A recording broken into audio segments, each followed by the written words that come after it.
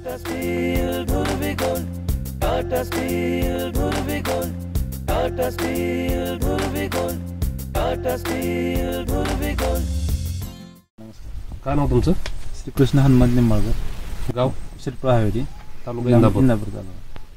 बरं, आपलं भोपळ्याचं प्लॉट आहे, साधारण 1 एकर प्लॉट आहे. हो. तुम्ही आपलं टाटाचं दुर्गुळ नावाचं खत वापरलं. 2 बॅगा बेसोडस बरोबर वापरले. एकरात 2 बॅगा वापरल्या. 10-20 एक बॅग आणि ध्रुवीगोल्डचे 2 बॅग. बरं, तर तुम्हाला मग कसं वाटलं रिझल्ट वगैरे आमचे दुर्गुळचे? चांगले आहेत ना, ह्याची क्वालिटी चमक हे सगळे चांगले येते. आणि साधारण जी ड्रिपची खतं लागायची पहिली ती जवळजवळ 50% पेक्षा पण कमी द्यायला लागते दादा. म्हणजे जर दिलं तर ती जास्त ओव्हरसाइज होती. म्हणजे ऑटोमॅटिकच ह्याच्यामुळं आपटेक चांगला वाढला जमिनीचा.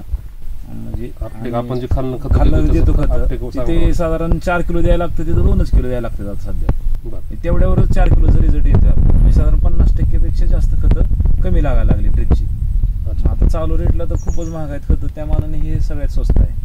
म्हणजे आणि दुसरं अजून ह्याच्यातला जे घटक आहे सल्फर, तर ते सल्फरच्या पैशातच जवळजवळ ध्रुवीगोल्ड भेटते. त्यात एक्स्ट्रा जे तुमचे मायक्रोटन आहेत ते फुकटच भेटल्यासारखे भेटतात आपल्याला. बरोबर. म्हणजे तो एक्स्ट्रा खर्च मायक्रोटन मिलाज वगैरे जे द्यायला लागत होतं रेमेडी आपल्याला, तर ती साधारण 10 किलो आतापर्यंत जात होतं 2-3 महिन्यात. त्याच्याऐवजी 1च किलो फक्त गेलंय मला सध्या. म्हणजे तो पण एक्स्ट्रा मायक्रोटनचा खर्च अगदी कमी झालाय आणि नकळत झालाय. म्हणजे आपल्याला ते क्वालिटी दिसते त्यामुळे मी दिलंच नाही त्याला. सेटिंग बी भरपूर आहे, ही माल पण भरपूर लागतोय. मग काय गरजच पडली नाही कुठल्या खतं द्यायची. हाय हीच ते दिलंय त्यानेच बार चांगला साईजचा होतोय तयार. बरोबर. आणि दररोज 350-400 किलो ॲव्हरेज निघतंय जवळजवळ आता. आणि सुरुवातीला किती माल निघत होता? सुरुवातीला 200-300 किलो निघायचा पहिला पण ह्या वर्षी त्यापेक्षा थोडा जास्त निघतोय आणि क्वालिटी जास्त आहे आणि मटेरियल 50% पेक्षा जास्त कमी झालं. म्हणजे खता दुर्गुळ वापरल्यानंतर खताचा खर्च कमी झाला, अगदी कमी झाला. 50% ड्रिपचा खर्च कमी झाला खतांचा. बरोबर. आणि तुम्हाला जी फळांच्या ग्लेजिंग साठी किंवा क्वालिटीसाठी द्यायला लागायचं खर्च ते एक्स्ट्रा काहीच गरज पडत नाही.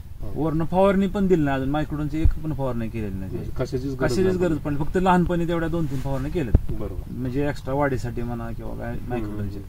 त्यानंतर अजून तर दिलं नाही. अच्छा. आणि अजून 2 महिने तरी हे प्लॉट चालेल साधारण. ओके. तुम्ही आता हे आमचं खत वापरले, तुम्हाला रिझल्ट खूप चांगले वाटले. तुम्हाला मटेरियल पण चांगलं निघलं. तुम्ही इतर शेतकऱ्यांना काय सांगाल? म्हणजे कसं वापरायलाच पाहिजे, कारण आपलीच बचत होती. आणि शिवाय स्टँडर्ड कंपनी टाटाची ती पूर्ण सहकार्य करणार आहेत कंपनी. म्हणजे स्टँडर्ड माल पण आहे, त्यामुळे गरजेचंच आहे वापरणं आणि शेतकऱ्याच्या फायद्याच आहे. म्हणजे आपण वापरलं तर आपलाच फायदा, दुसऱ्याचं काय त्याचं. म्हणजे दुसऱ्या कंपनी इतर असेल चांगलं पण मला माहित नाही. म्हणजे तर हे होते निंबाळकर मामा.